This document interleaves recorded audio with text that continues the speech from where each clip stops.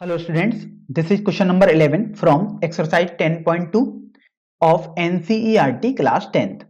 In this question we have to prove that parallelogram circumscribing a circle is a rhombus. तो अब ये देखो आपके पास बोला गया है कि एक पैरेललोग्राम है, तो देखिए हम एक पैरेललोग्राम बना देते हैं।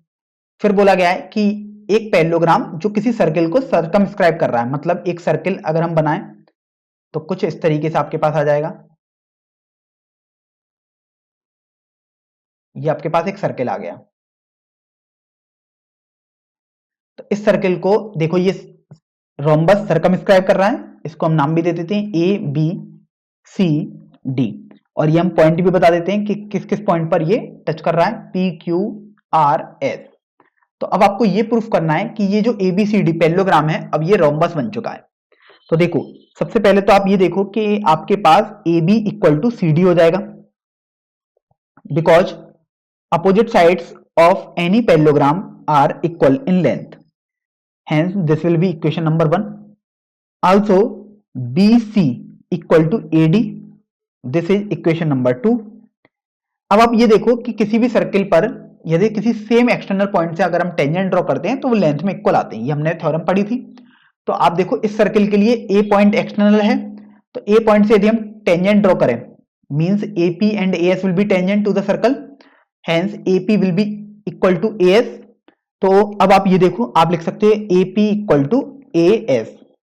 This is equation number 3. Similarly, DR and DS will be equal in length. So DR equal to DS will be equation number 4. Similarly, there is point C, और अब देखो C से भी हम दो टेंजेंट ड्रॉ कर पा रहे थे, CQ और CR, तो ये भी आपके पास लेंथ में इक्वल आएंगी। तो अब आप लिख सकते हो C R equal to C Q, this is equation number 5। और अब देखिए आपके पास जो पॉइंट बचा है वो है पॉइंट बी, तो पॉइंट बी से भी आप देखो दो टेंजेंट बना पा रहे हैं सर्किल पर बीपी और बीक्यू, तो ये भी आपके पास लेंथ में इक्वल ही आएंगी। तो अब यहां से आप लिख सकते हो BP equal to B Q, this is equation number 6।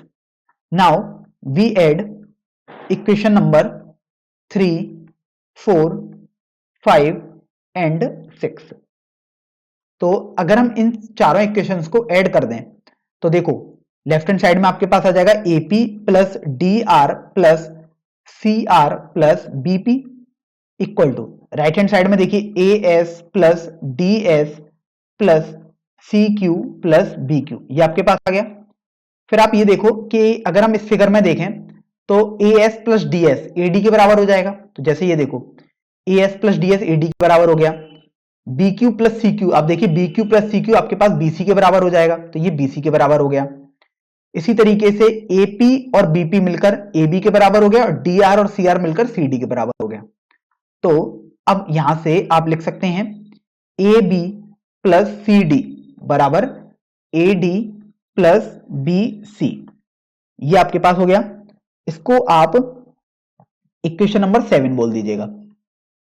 फिर आप ये देखो कि अगर हम इक्वेशन नंबर 1 और 2 से देखें, देखो ए बी और सी डी ये तो आपस में बराबर है, तो ए बी और सी डी को यदि हम बराबर कर दें और इक्वेशन नंबर 2 से बी सी और ए डी को बराबर कर दें, तो फ्रॉम इक्वेशन 1, 2 एंड 7, तो देखो ए बी और सी डी तो आपने बराबर कर दिए, तो देखो यहां दो ए बी हम लिख सकते हैं, तो twice A B equal to, similarly there will be twice B C और twice A D, hence AB will be equal to BC. Similarly, अभी आप ये देखो आपने 2AB इक्वल टू 2BC लिखा, हम लिखने को तो 2AB इक्वल टू 2AD भी लिख सकते थे, means AB equal to AD। तो अभी ये देखो AB BC के बराबर भी हो गया, AB AD के बराबर भी हो गया। AB और BC वैसे ही हमें पता थे कि ये बराबर होंगे क्योंकि पैरेललोग्राम है। AB और BD भी, AB और AD भी बराबर हो गए, इसका मतलब ये हुआ कि चारों लेंथ आपके पास बराबर हो गई। तो hence all length are equal, means AB equal to BC equal to CD equal to AD। So ABCD is a rhombus, और आपको यही इस क्वेश्चन में प्रूफ करना था।